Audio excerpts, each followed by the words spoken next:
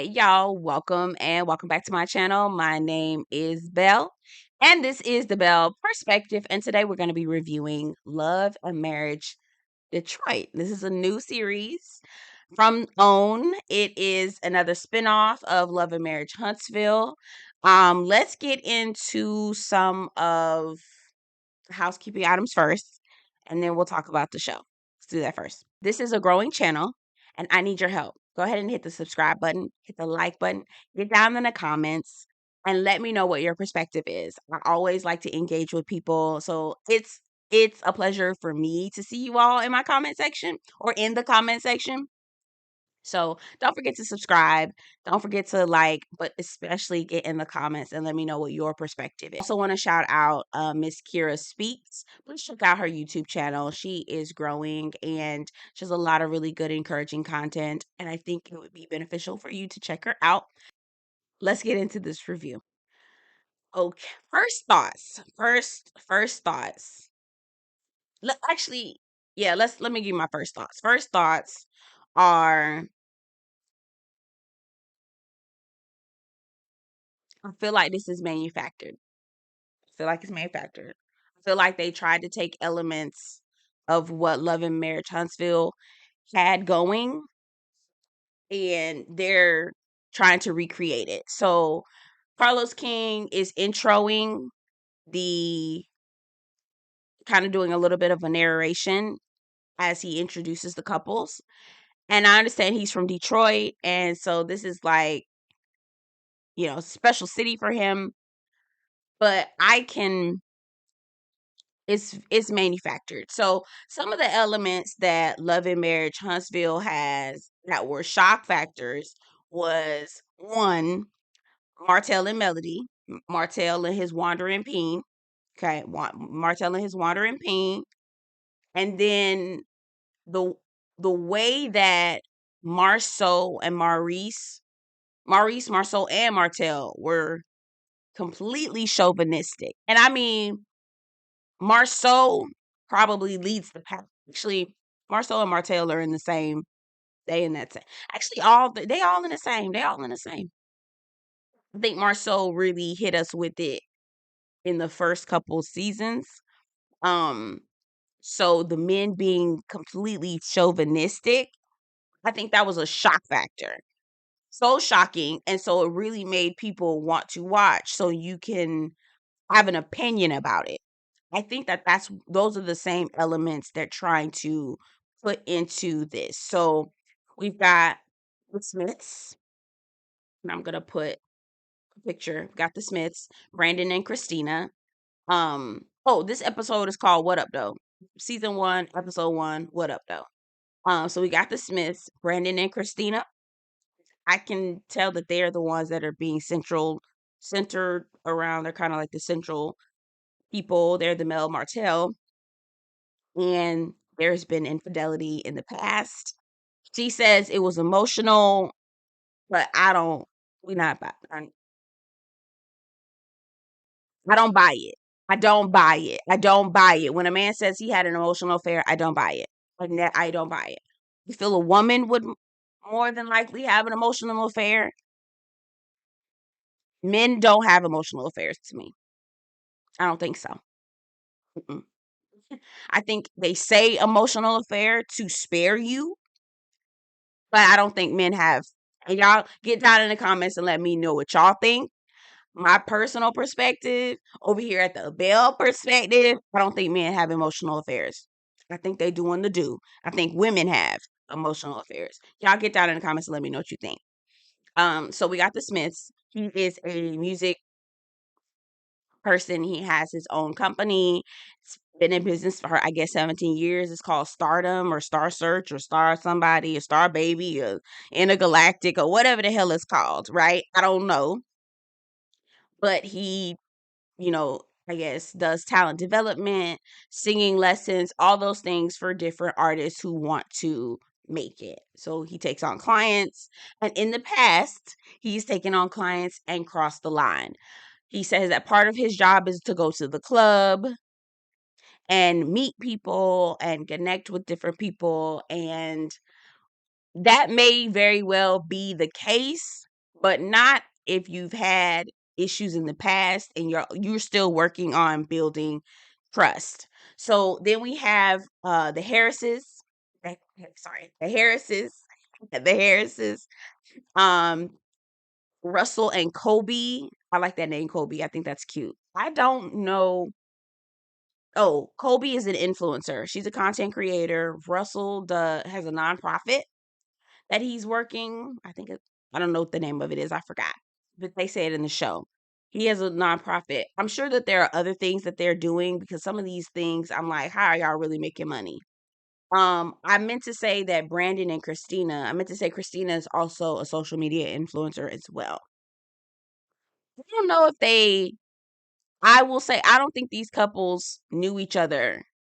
These couples haven't known each other for a long time. So that's another element that Love and Marriage Huntsville had that was so organic. They actually knew each other and knew each other for a long time prior to the show. These couples, you can tell that you can tell they don't really know each other like that. Or they recently just became friends, probably within the last 2-3 years, and there isn't a whole lot of history. And then finally, we've got the Thompsons. This is Anthony and LaToya. Anthony is got his own business, production something or other, and LaToya is a physical therapist. She has also her first. She also has a wine called Opulence as well. But she's a physical therapist, and so part of that whole Love and Marriage Huntsville element of Marceau and Martell and Maurice being the chauvinist. This guy Anthony, I keep doing it. This guy Anthony here, he is trying to take on that chauvinist persona, but it's not genuine. It's not genuine. It's not genuine. So they all meet up to have all the couples meet up with all of their kids. Each couple has a child, either one or three. I think the Smiths have the most kids.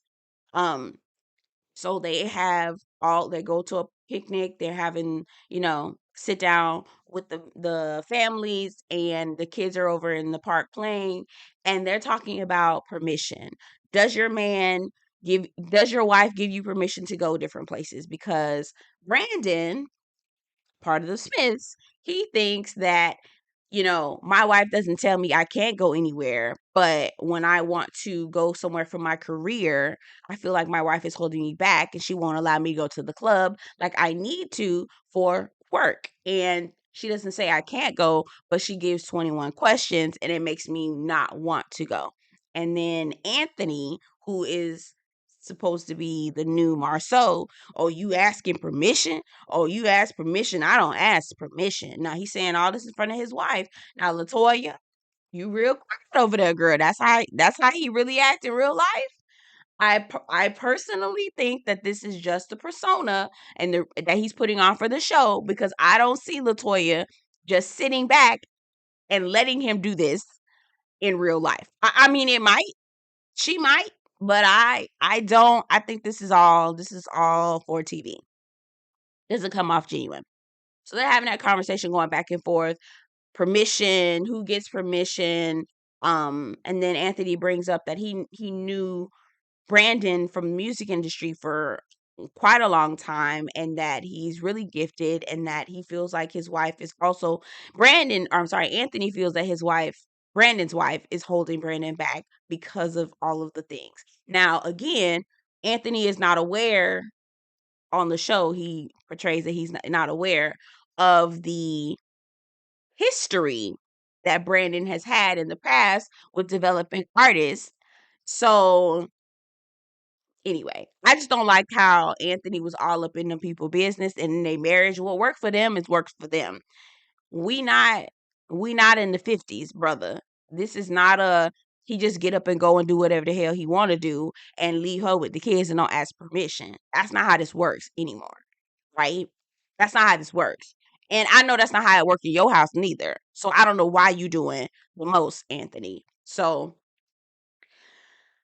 later on, they're breaking up and going into like their day to day kind of thing. Kolby meets with Kristina, and Kristina again is married to Brandon. Kolby is married to what's his name, Russell. Um, both of them are social media influencers, so they connect. They're doing their mommy thing. They go to the little kids gym. Kids are playing in the background. They're talking about, the new life that Kristina and Brandon are trying to build. Little does she know that Brandon is trying to sign a new artist, new pretty young thing, child, new pretty young thing, hasn't told his wife. And Christina's about to turn 40 and she's ready to build something and do something more. But it seems like Brandon's trying to take them back to where they came from. Again, if this is real. So they show us Brandon in the studio at his office or whatever. He is mixing music. He's making beats, right, with this new artist. And she's the typical IG IG girl. She's the typical IG girl. And they keep showing her with this like cut off midriff top and just was like, child, okay. So Christina calls Brandon. And this scene was so manufactured and fake to me. She was like, "Hey Brandon, what time you coming home? How you doing, babe? What you up to?" FaceTiming him, the usual.